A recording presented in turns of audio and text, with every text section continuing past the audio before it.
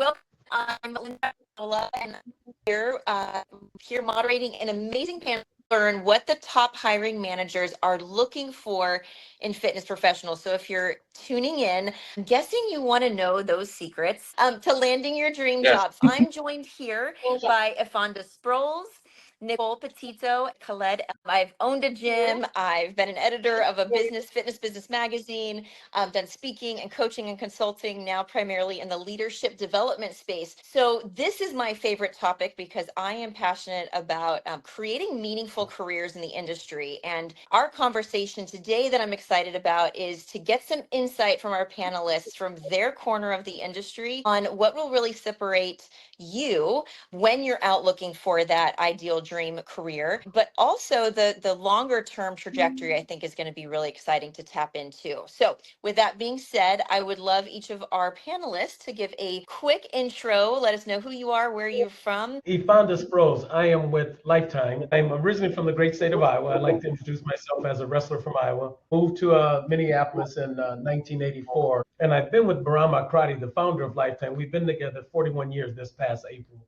We met in the early 80s, and he went to college in Colorado Springs and moved up here with the club in Minnesota in the Twin Cities. And started working with him then, and eventually started Lifetime, and I joined him again, and now I sit over our talent acquisition division. So I'm looking forward to hearing your insight, especially over the span of so many years. Nicole, I'll turn it to you. Tell us about you. What brought you here today?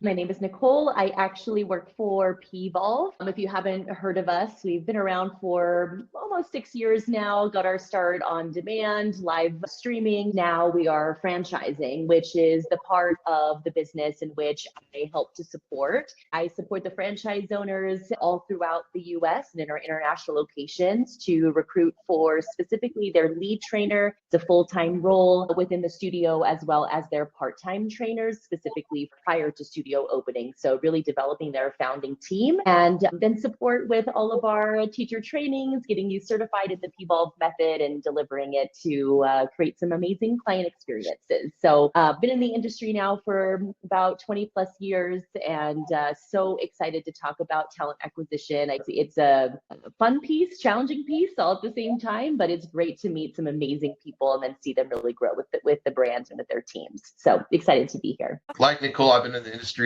27 years. Khaled Elmasri, currently with XL Fitness / Planet Fitness. I'm the senior regional director of fitness. So I was part of an acquisition this past December where my former company got acquired, and now I get to have the joy and blessing of piloting personal training with XL Fitness, Planet Fitness. So let's start out, give us a peek behind the curtain. All three of you have immense experience in recruiting talent, knowing where ideal talent when they're coming in. I bet there's things that you can spot now from that first interaction. When you're getting applications and you're seeing who's coming through the door as potential candidates, how do you differentiate when somebody might be technically qualified versus somebody who's actually going to thrive, not just in the profession per se, but in your culture? So some differentiations of when you're looking through resumes, when you're looking at applications,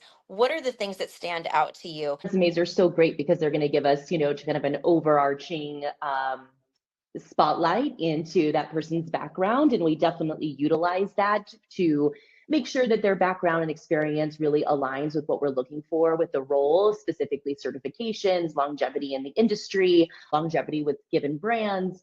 However, I would say we also look for specific, backgrounds in, say, like dance, cheer, some of these other things that maybe they don't necessarily have group fitness experience, but we know that they have a really great understanding of the body. They have a good understanding of mechanics, alignment.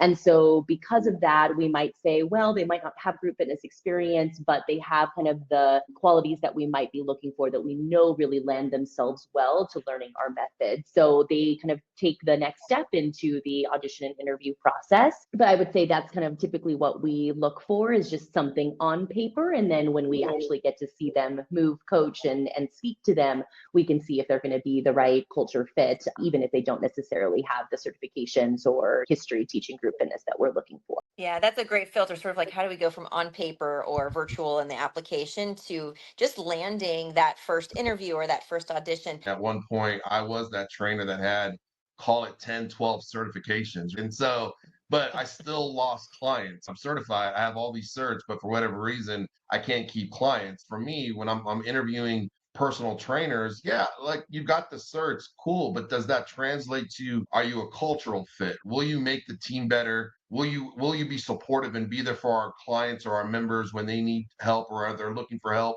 Culturally, like what are our core values? We've got dedication, accountability, team player. How do they fit inside those team core values, and how do those core values resonate with them? I tend to ask more questions around that than the technical side, because I can teach all that. We can teach programming, how to correct form, but what does accountability mean to you, and how do you hold yourself accountable? What does it mean to be a team player, and how does that translate to your role here as a PT? I tend to more stay on those. I tend to interview more on that side than the technical side.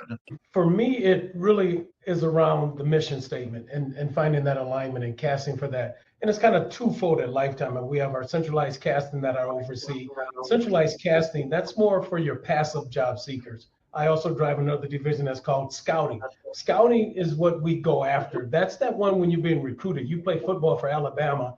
Nick Saban is firing up the jet going in to watch you play and to have this unbelievable onboarding experience that he's going to create, because he's going after these elite performers. They're currently working, whether you follow them on Instagram, Indeed, but you get a chance to watch them. One of the things I find, and I found in 40 years of being in this industry, I very seldom hire who you interview. When you think about it, you very seldom hire who you interview.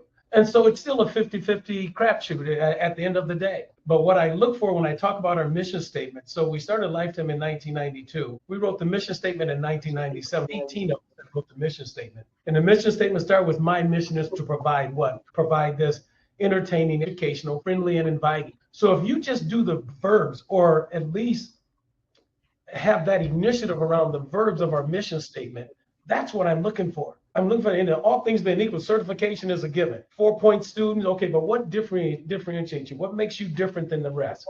And you gotta look for those soft skills that I think that really makes that trainer differentiate themselves from the rest, and how they disseminate their information that they have, that they're connecting with the customer. And it's not about them. They understand that they have a brand, but it's about meeting that overarching brand of Lifetime. I'll cue back. I think that's a great move into our next question, which talking about those soft skills, especially if you're either early in your career, or talk about how a fitness professional can really showcase or almost create their story if they be prepared to talk about those soft skills or those intangibles. What are the traits that they can communicate that they have that don't necessarily have a certification attached to it in terms of the technical skills? What would advice maybe you would give to that early career fitness professional, or that one seeking that next opportunity? How can they showcase those, knowing that the best employers are looking for those traits? You are so spot on. It's not even funny. I just want to throw this out there, then I want to be quiet and see what others think. Be kind. Let that marinate for a second. Be kind. I look for that individual and it starts day one. And those soft skills are kind of hard to teach. You want to hire it. You want to get it. It's like hospitality for me. So I'm big on hospitality and around hospitality. So when I meet individuals and I look at the people skills that they have, the eye contact, the connection, the thank yous, the, hey, I got this, or push the chair. It's those little things that just makes you kind of go, wow, this guy got it. I mean, again, Khaled said it earlier, certification is a given. We're all certified, but now how do you show up? What makes you different? And I think it's that big thing that's so small, and that's just be kind.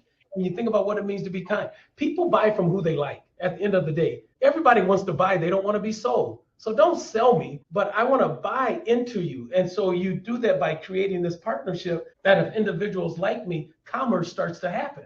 That transaction takes place. What I look for is, I want to know, like, I want to know their story, like authentically, what is your story? Not, I want to do this to change lives. Like, I get that. We know you want to change lives, but what is your story? And I work with RFMs, I work with our PTs on how do you turn that story into something that becomes relatable to that client. I know Harvey posted training should be an experience. Absolutely, right? But how do you turn that experience into an authentic experience by way of like, what is your story? Like, what is the trainer's story? What is your story that got you here, that got you started? Maybe it is a weight loss journey. And guess what? Now you're relatable, right? And now I'm relatable to that client because that client also has a weight loss story. But because I shared my own journey and I was open and authentic about it, I am now able to connect with that client. You talk about an emotional level, much deeper than just a trainer-client relationships. Now this client knows, hey, my trainer's been through the same journey. He's felt what I feel.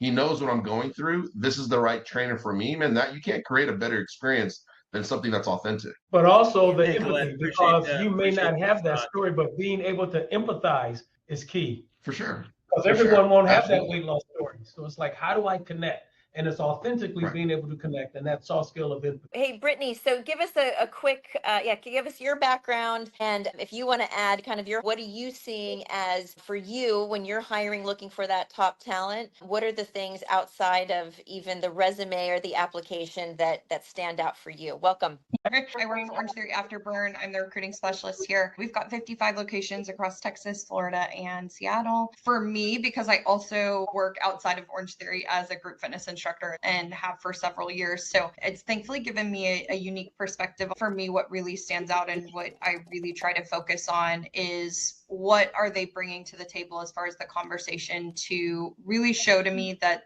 inclusivity is really important to them. At Orange Theory specifically, that's one of our biggest core values. And so really truly making sure that it's clear that they are going to be somebody that no matter who walks through the doors, they are going to be kind, they are going to be helpful, they are going to be able to provide them with whatever level of experience they're looking for. That's first and foremost what I look for, is just making sure that somebody who is going to bring that side of it to training is one thing. We can train people how to run our programming and how to run our formatting, but ultimately at the end of the day, if it's somebody who can be kind and who can show up for people and who is passionate about people, not just about fitness, I think that's a big piece of it, is really truly like, you can want to change lives, but really, if you truly care about the people that you're training and care about their livelihood and about them living their best life, then it becomes more about them as a person and less about just their fitness and their fitness level.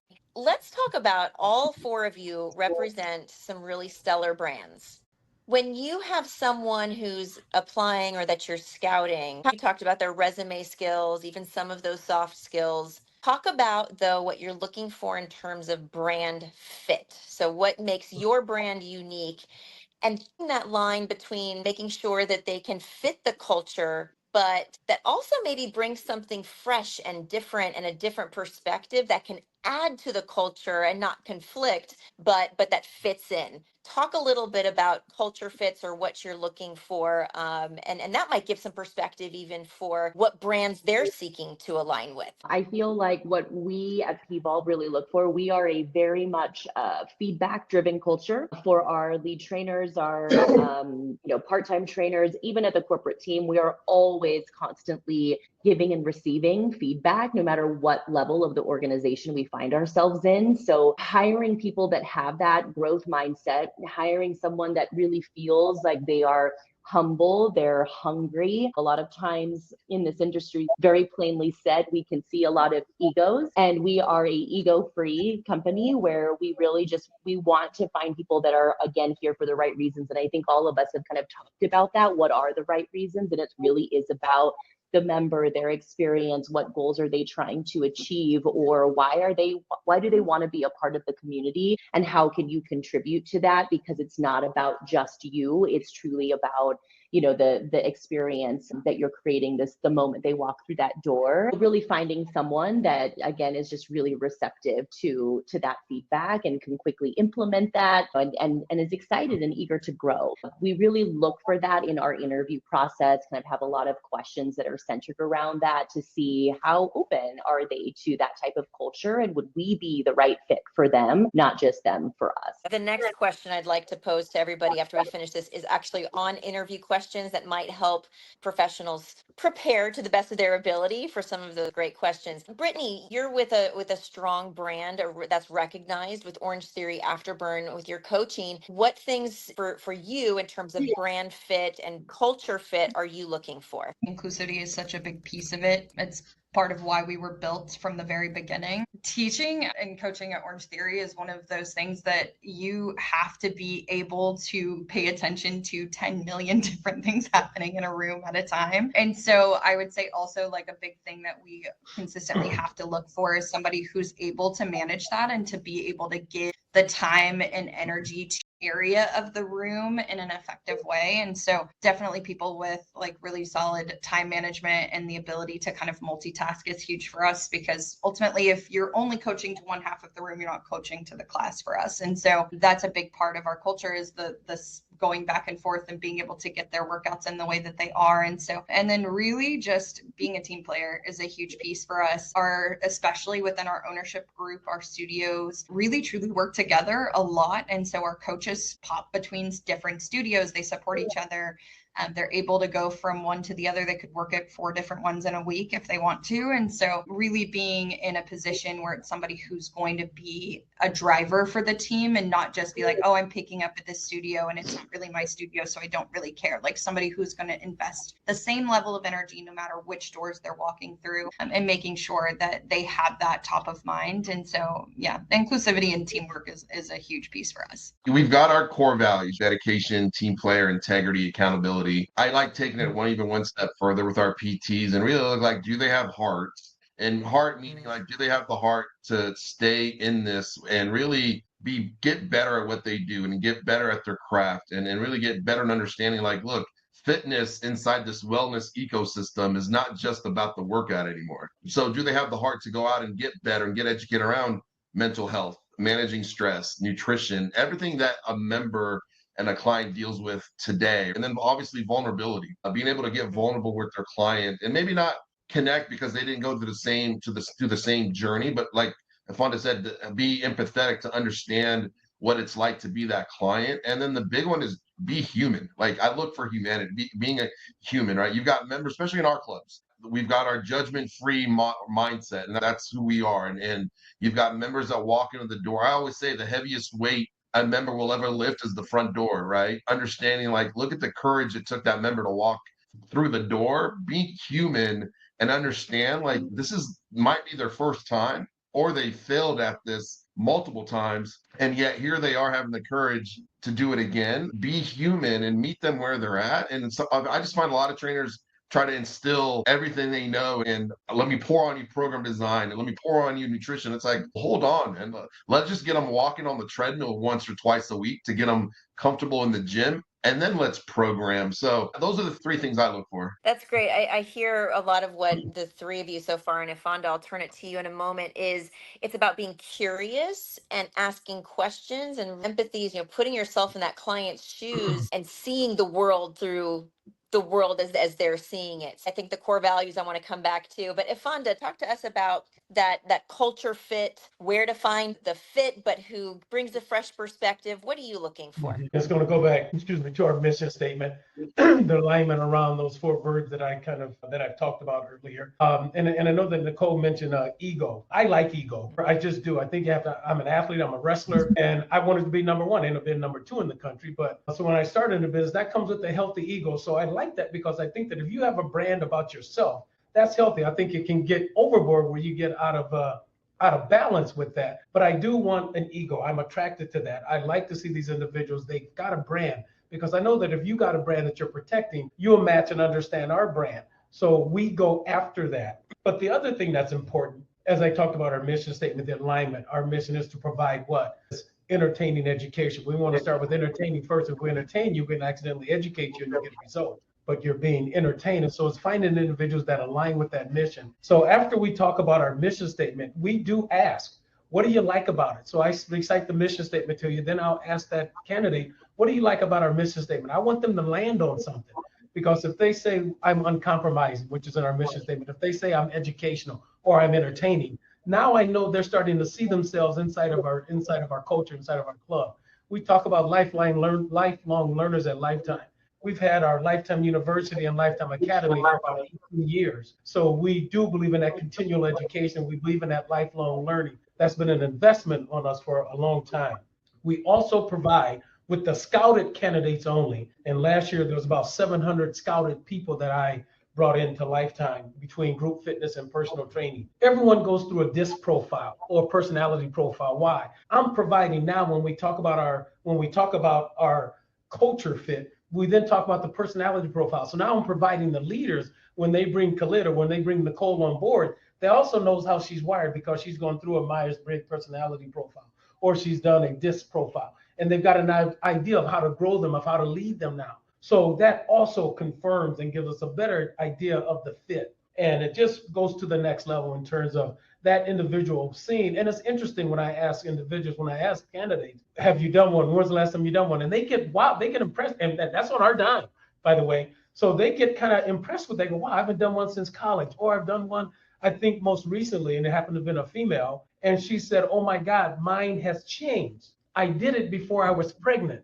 But now since I've had my children, I have more empathy. It just was amazing, as she said, how she shifted in her personality profile. So I found that to be profound and of value as well when that individual come on board. Think about Lifetime more because they know I'm building about 8 to 12 clubs a year. These clubs are about $65, $70 million each. I need 300 people per club. And so we want to get that right fit as they're developing, and we want to grow them along the way. We used to be able to hire and dip them in the Kool-Aid when they come up through Lifetime. But because of our rapid growth, we do have to now step outside. And as I said, you want to find and try to find that right fit for your organization. It's a great point. A lot of what all of you are saying is as much as you want them to understand, even before they maybe apply, take some time, look at core values, understand the culture, the brand, if you will, do some homework. But a lot of what all of four of you have said is essentially bring some level of self-awareness even before you apply or want to be part of something. What do you wish that of all the candidates that you're interviewing and hiring and recruiting and scouting and building and developing, what do you wish that they knew or that they spent more time on before they even had that first conversation with you? What do you wish they knew, almost as empathy for you as the one hiring, the employer? What do you wish fitness professionals knew more about or understood better from your side of the table? I have kind of two answers to that question. First, because I'm recruiting for a franchise, it's very different. I support the franchise owners, but they are ultimately the decision makers. So while I am helping them recruit, audition, interview, and ultimately give them my perspective on who might be the best fit for their founding team, they are truly the employer. So they are the ones that are making the decision and have to go with their gut on who they feel they're going to want to work with day in and day out and who would be the best fit for the culture within their studio. So that's one thing I would say is always great to know kind of the difference. I've worked for other brands in the past that have not been a franchise, and it's very different from that perspective. So that would be the first and foremost. And I would say the second thing that I wish that candidates would do more often would be take a class, take a P-Volve class. Know what it's all about. We are still a very new brand. So we're still in the process of building that brand awareness and really understanding of our method, whether it's sign up for a free trial for on demand or our live streaming platform, or head into the franchise location in which you're interested in applying to and take a class or a few classes. We've got some intro offers that are very financially feasible, or let the lead trainer know, hey, I'm interested in applying, but before I do, I want to make sure that this method really resonates with me. 9 times out of 10, they're going to say, yes, come on in, take a class for free. So, that way you can really understand, is this something that I feel passionate about, that I'm feeling committed to? And then I can also speak to authentically as to why I'm interested in working with this team or with this brand and want to grow with you. It reminds me of sort of the idea that you, as an employer, you want to bring in people who are vested in the vision, not just vested in a job. And they have to understand, if they come in and experience it. One of the attendees here had, talking about how training is really, it's about the experience they're getting. Well, if I don't even know what the other side of the experience feels like as an attendee, now I'm going to go interview for the position to deliver that experience, how valuable that will be, and really give you the leg up as a candidate.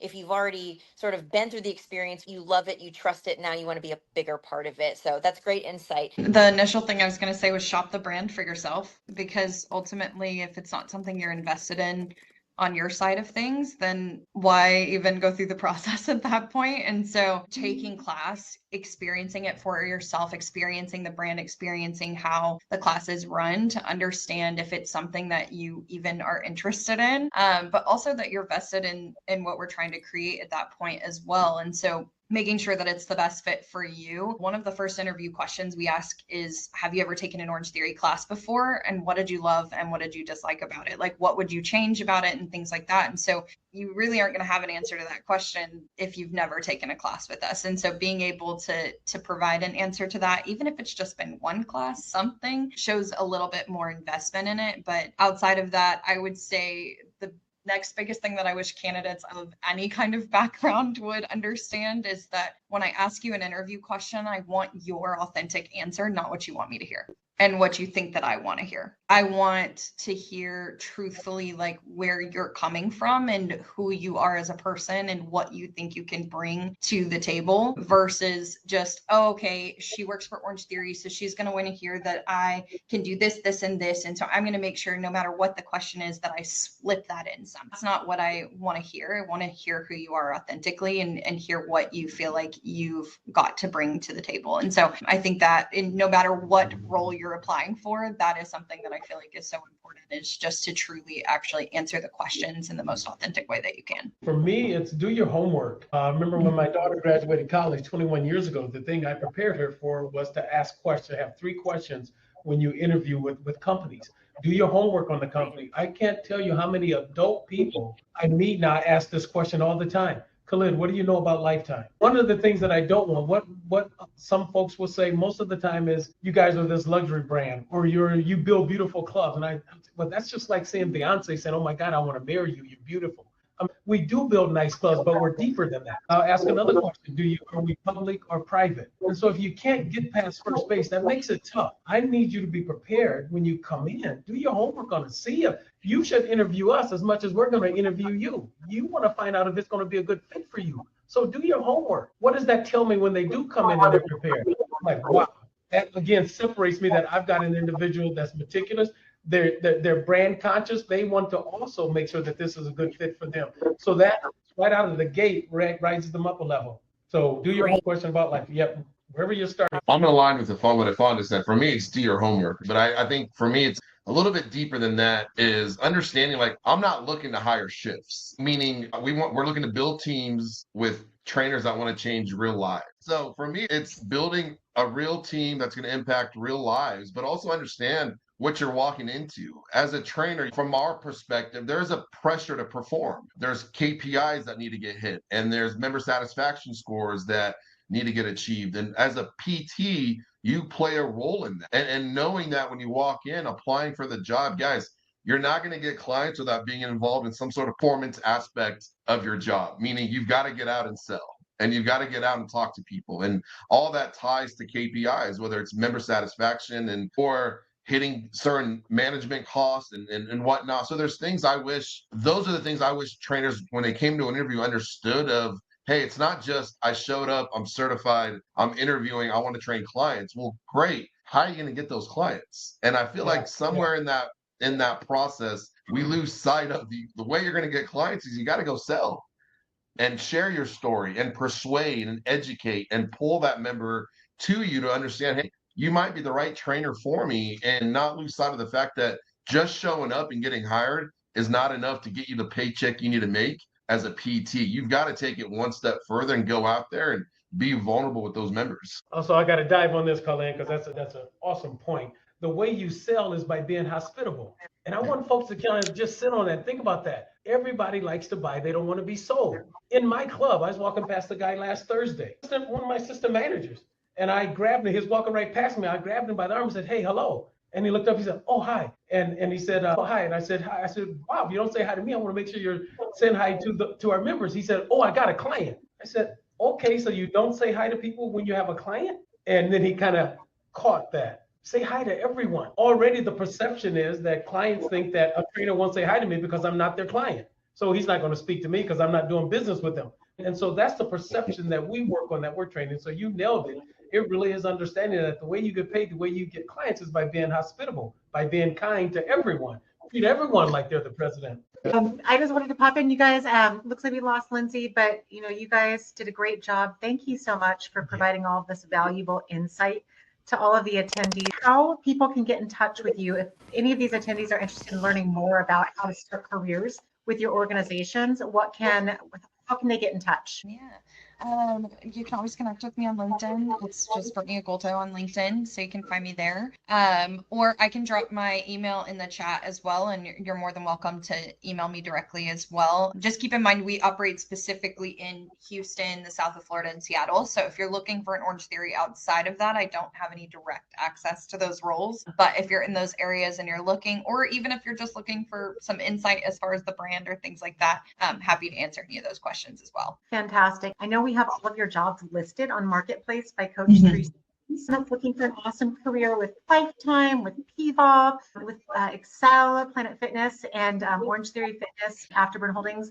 You guys can find all of those jobs listed in various different locations across the United States there. Efonda, how can people get in touch with your organization? Yes, I'm on LinkedIn, and also I put my my direct email there. So I don't mind an intimate group like this emailing me directly and letting me know what you're interested in, group fitness and or personal training. DPT, dynamic personal training is what we call it.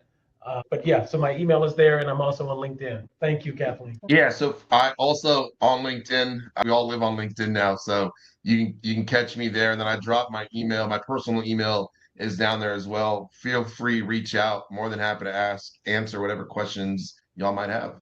We are having a crazy storm right now moving in, so everything is going really haywire with my computer. But yes, please feel free to reach out to me on LinkedIn as well. We are definitely recruiting right now for all of our franchise locations. We've got several opening up this year and into next year. We're recruiting for full-time as well as part-time roles. So, I'd be happy to, share your resume with any of our franchise owners. So please feel free to send that my way. Awesome. Well, thank you so much, everyone. Appreciate this conversation, everything you're able to provide to our community. Attendees, go ahead and hop over to session 4 to learn about exploring virtual career opportunities. Unlock your next job from anywhere with Nikki Giacara, Melissa Cruz from Dynamic Live, Tatiana from Well Reserved, and Dan Metcalf. So we'll see you over there. Thank you, everyone.